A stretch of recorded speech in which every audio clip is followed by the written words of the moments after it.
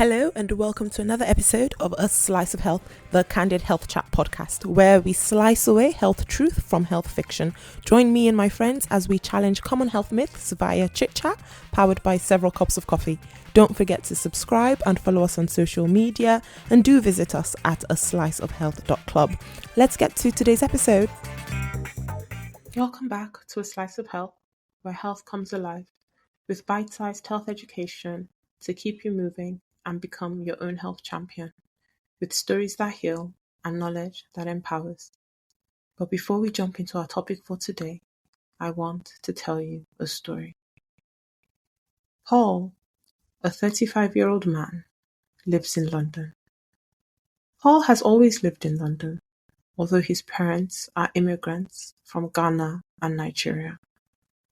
Growing up, Paul had some family living close by, but not as many of his primary and secondary school classmates.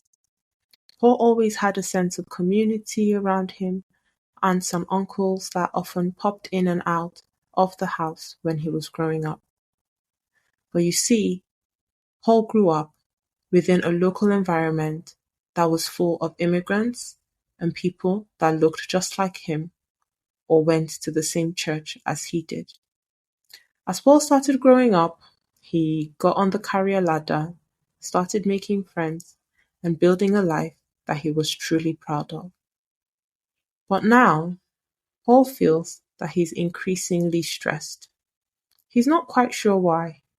He spends about 10-hour days at work, which he has always done, struggles with sleep, but feels he does get about 5 to 6 hours of sleep. And on Sundays, sometimes, he pops into his local church or catches up online if he has a chance to. Paul has been checking and reading as to why he's feeling so stressed. Someone said that he should try meditation, but he didn't find that useful. Someone suggested journaling. That was also not helpful for him. And although he goes to the gym regularly, he doesn't think that that is a place where he is able to clear his head and do the activities that he feels meditation and journaling were supposed to accomplish. So what should Paul do? What exactly is missing in Paul's life?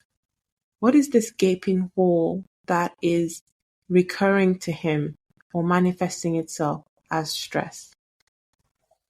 Today we're going to talk about the 3 S's: sleep, stress, and social connection. Sleep is one of the most important foundations for health, because when we get good sleep, our physical recovery is better, we have better mental clarity, and are able to emotionally regulate when tension gets high. It is recommended that adults get about 7 to 9 hours of sleep for optimal health. This is really crucial, especially given the fact that in our generation, we have lots of messaging about getting by on 3 to 4 hours of sleep, working in hustle mode all the time. Signs of poor sleep can include difficulty falling asleep or staying asleep, feeling unrefreshed after waking up, or feeling tired during the day. Important things to think about when improving sleep or trying to improve sleep is keeping a cool bedroom, ensuring it's nice and quiet. Making sure that you have a good mattress and pillow make a huge difference to the quality of your sleep, but also staying away from electronic devices a few hours before bed does have an impact. So sleep hygiene is something that we all need to think about, and actually think about developing a routine around bedtime that helps us to unwind, relax, and prepare for the next day. Stress, as we've mentioned a few times on this podcast, is your body's natural response to challenges or threats. Stress in itself is not bad, similar to short-term anxiety that can help performance. Stress in the short term can be helpful. It lets you know that something is wrong. It lets you know that you need to make a response to a perceived threat. However, when stress has been persistent, and gets into a stage that we refer to as chronic, it can harm your physical and mental health. Some signs of stress physically include headaches, tension, fatigue, problems with the bowels, changes in appetite, mood, and also it can push people towards needing a release for stress, and that can also open the door to substance misuse. Important things that we can do to try to improve stress levels are the things that Paul had tried, such as meditation, relaxation, mindfulness exercises or deep breathing exercises. Regular exercise is a good long-term strategy to manage stress. Healthy boundary setting is also really useful. However, one of the really useful tools of stress management that is sometimes underrated is social connection. Human bonds are actually really important. Having people, friends, family, colleagues, and even loose acquaintances can help reduce our stress hormones significantly, improve our function of our immune system, and also it can increase lifespan in many people, sometimes up to 20-30%. Now, what do we mean by social connections? You can have loose social connections, which are sort of acquaintances, neighbors that say hello and check in, but then also closer connections like friends and family or spouses and children. The emotional support of having a social network includes having people who listen and who care, and the practical support cannot be understated, such as just having someone to help and lend a helping hand whenever you need it. The intentionality of our social connections is extremely important. So it's not so much about having 100 people that you know.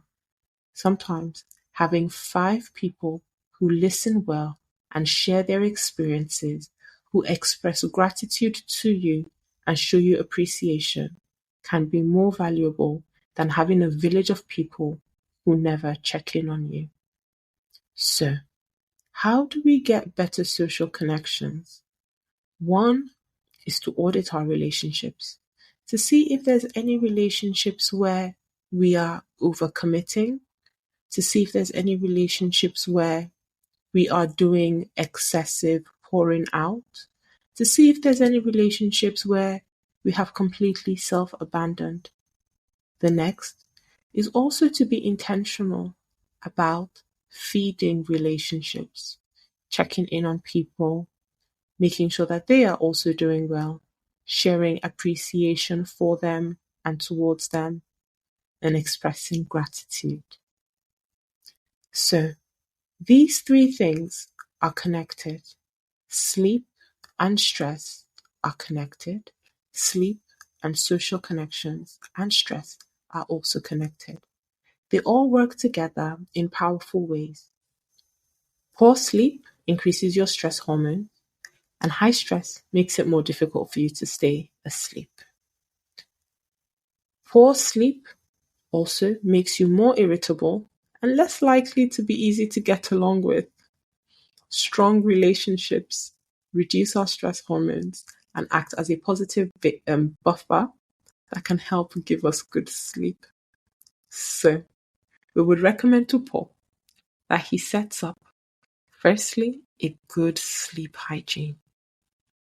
Next, we would recommend that he has a good think about what it is that he wants to add to going to the gym as a stress management tool.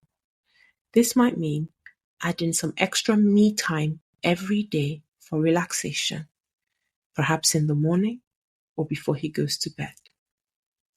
And the final thing would then be to encourage him to develop more meaningful social interactions, perhaps with some of the people at his church, or reaching out to an old friend that he might have lost touch with from university days or college days.